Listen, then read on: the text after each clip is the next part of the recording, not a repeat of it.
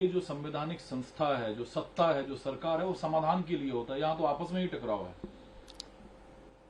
मुझे अफसोस है कि ये इंदिरा जी के कार्यकाल में इस तरह की घटनाएं होती थी, जब संघीय ढांचा संकट में आता था। एनडीए के शासनकाल में आने के बाद अटल जी के समय कुछ समय के लिए रुका और अब मोदी युग में ये फल फूल रहा है।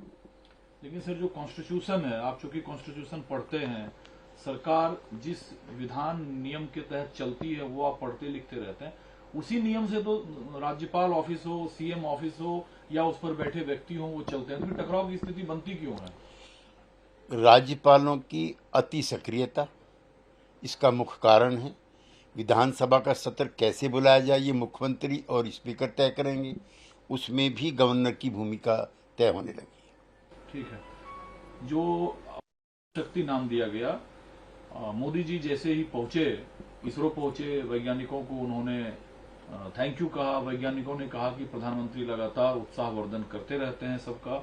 शिव शक्ति नाम पर भी अब विवाद छिड़ गया है। प्रधानमंत्री, भारतीय जनता पार्टी और वर्तमान सरकार ऐसे विषयों को का राजनीतिकरण करने से बाज नहीं आती।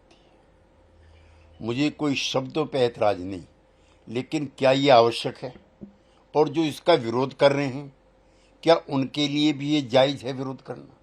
मैं दोनों ही चीजों को अपर्याप्त मानता हूं। लेकिन स्वामी प्रसाद मौर्य ने कहा के नाम पर रखते भारतीय जनता पार्टी इस तरह का नाटक और धर्म का प्रदर्शन जो करती है, इससे वैज्ञानिकों का अपमान होता है। बहुत अच्छा होता कि जो संस्थापक थे इसरो के और जो पहले वैज्ञानिक थे डॉक्टर साराभाई, उनको समर्पित होता, अब्दुल कलाम को समर्पित होता, तो हमें और भी ज्यादा प्रसन्नता होती। चंद्रमा पर L1 सौर मिशन के प्रक्षेपण पर है। ये भारत के वैज्ञानिक युग का स्वर्ण युग है और भारत स्पेस की ऊंचाइयों पे पहुंचेगा, ऐसी हमारी इच्छा भी है और अभिलाषा भी है। G20 की बैठक की तैयारी सर अपने शबाब पर है। प्रधानमंत्री ने कहा है कि भारत का G20 नई वैश्विक व्यवस्था के लिए एक उत्प्रेरक एजेंट के रूप में कार्य करेगा। ये बड़ी घटना है और भारत में हो रही है। सबको उमंग और उत्साह के साथ इसका स्वागत करना चाहिए। बैठक होती है, बातचीत होती है भारत के राष्ट्रपति के बीच। दोनों तरफ से जो दावे किए जाते हैं इस बैठक के संदर्भ में, उसमें जो है विरोधाभास देखने को मिल रहा है। असल में राष्ट्राध्यक्षों की बैठकों के बाद जॉइंट कम्युनिक जारी करने का रिवाज रहा है। पता नहीं इन दोनों की मुलाकात के बाद ये संयुक्त विज्ञप्ति क्यों नहीं जारी की गई। यही बड़ा कारण है अंतर्विरोधों का। स्कूल शिक्षक मुजफ्फरनगर में जो घटना हुई है वो बहुत दुर्भाग्यपूर्ण है।